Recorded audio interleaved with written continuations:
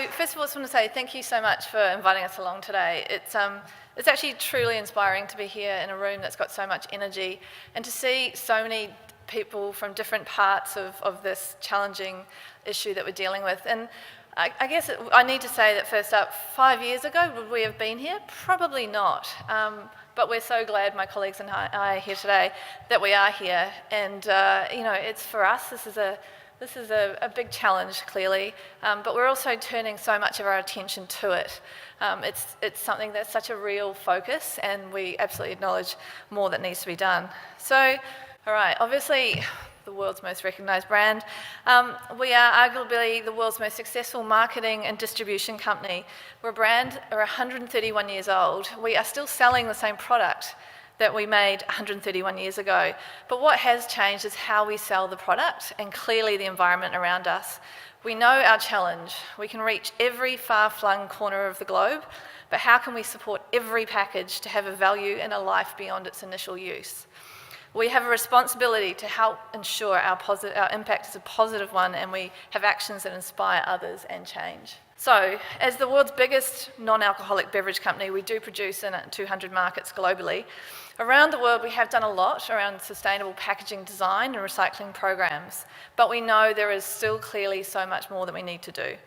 We're currently working on strengthening our global policy strategy, including here in Australia with our bottling partners Coca Cola Amatil, and also a large focus on the Pacific Islands.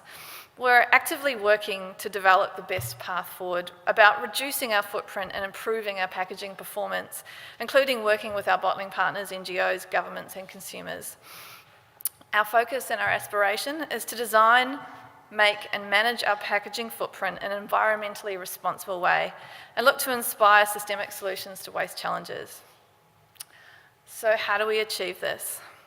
First up, taking action to support the collection and the recycling of as much packaging as we put into the marketplace.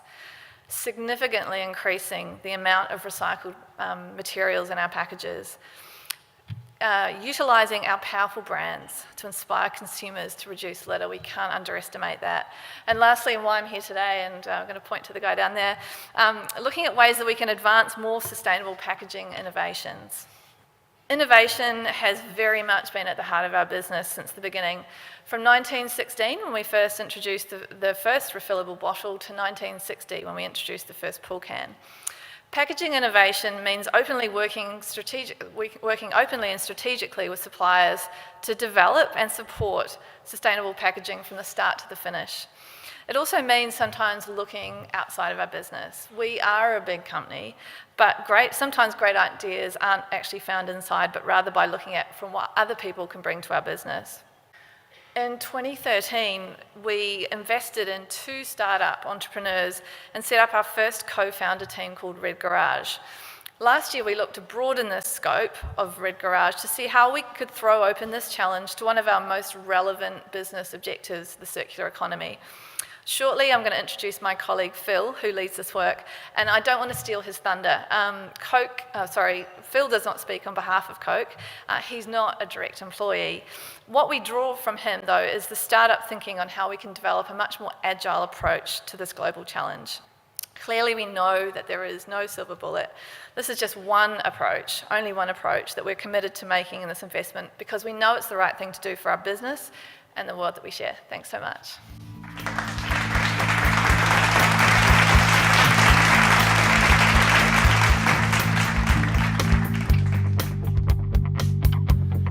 Thanks for having me. Thanks, Doug. Thanks everyone for being here. It's been a really kind of inspiring day, and it's good to see that we kind of can see the challenges and we're all working together to innovate.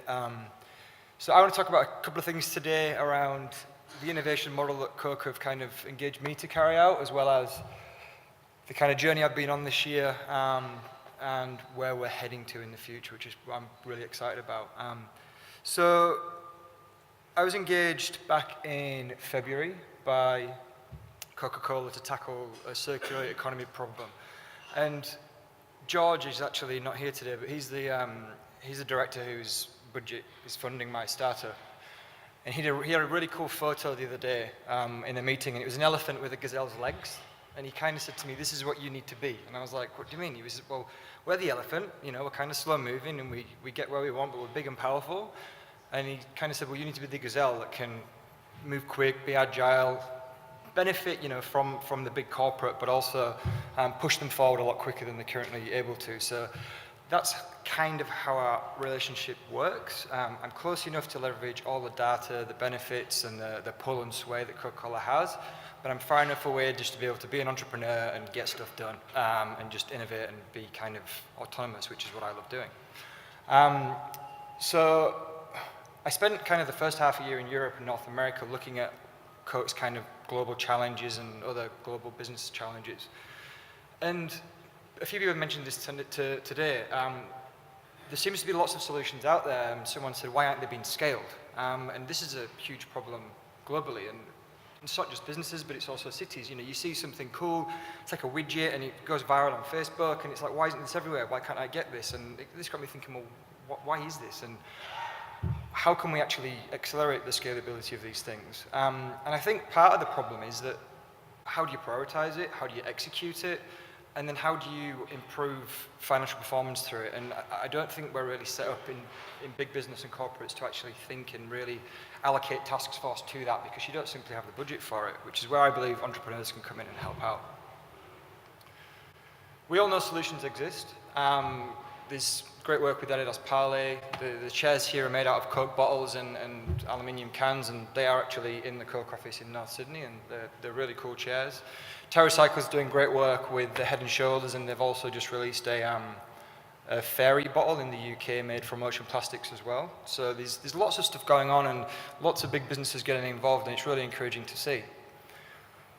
What I've noticed, and the crux of the matter is, traditionally, sustainability was seen as a compromise and a high-cost activity.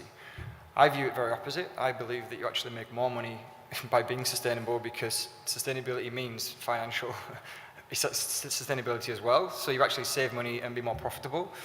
The other issue that I saw was we're living in a very data-rich world. There's data everywhere, and we're moving into Industry 4.0, and everything's connected to the internet.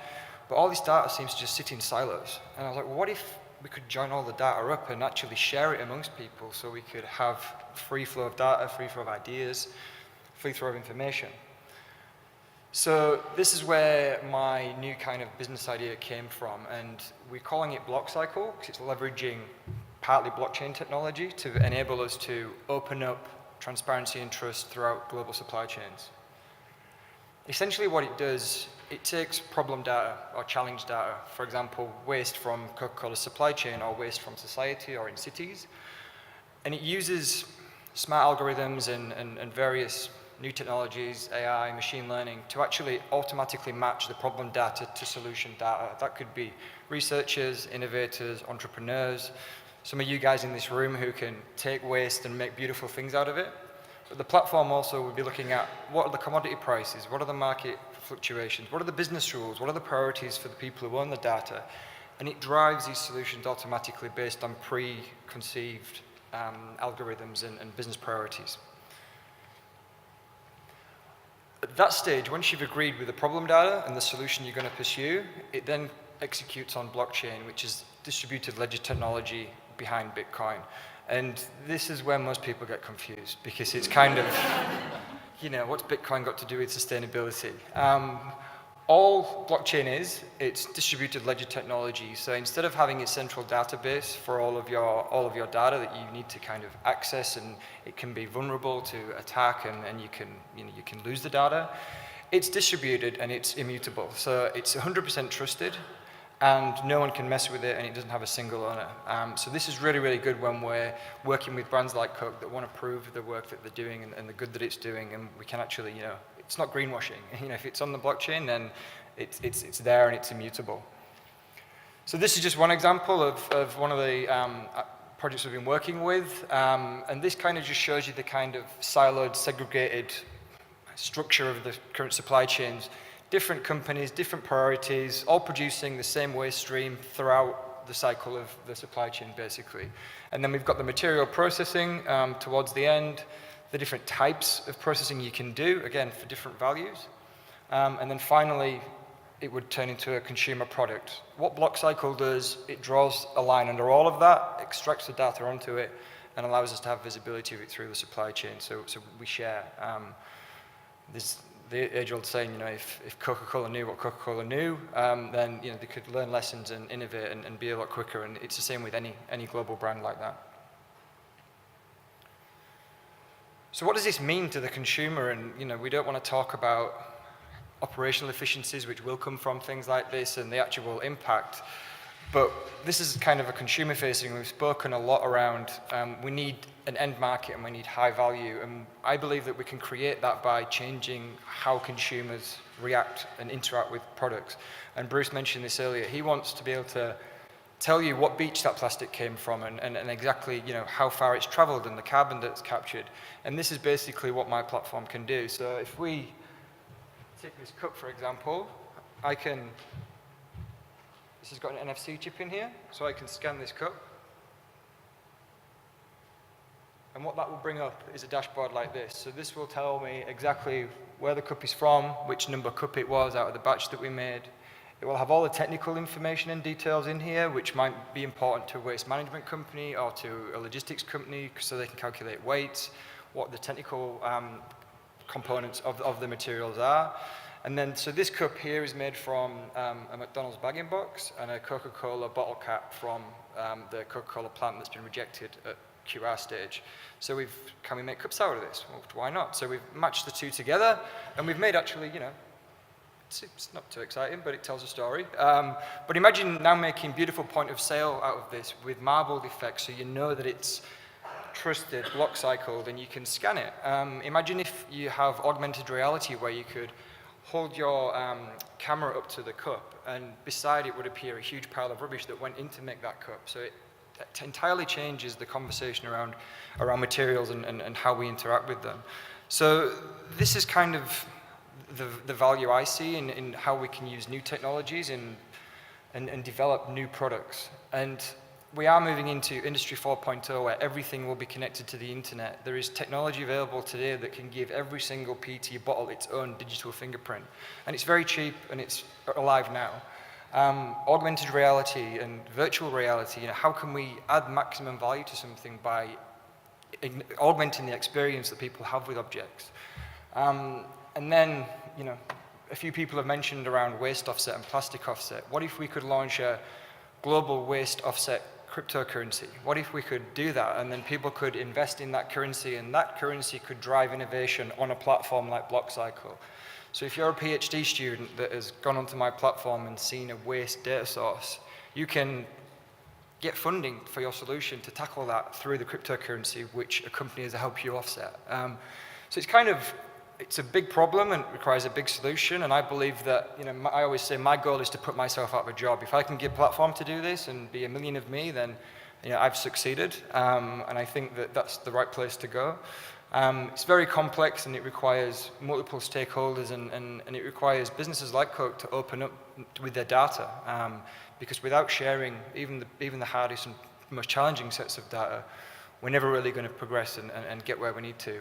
So that's kind of my journey and where we are, and happy to take any questions when we're on the panel. I mean, it's our home, let's keep it beautiful, and happy to take any questions.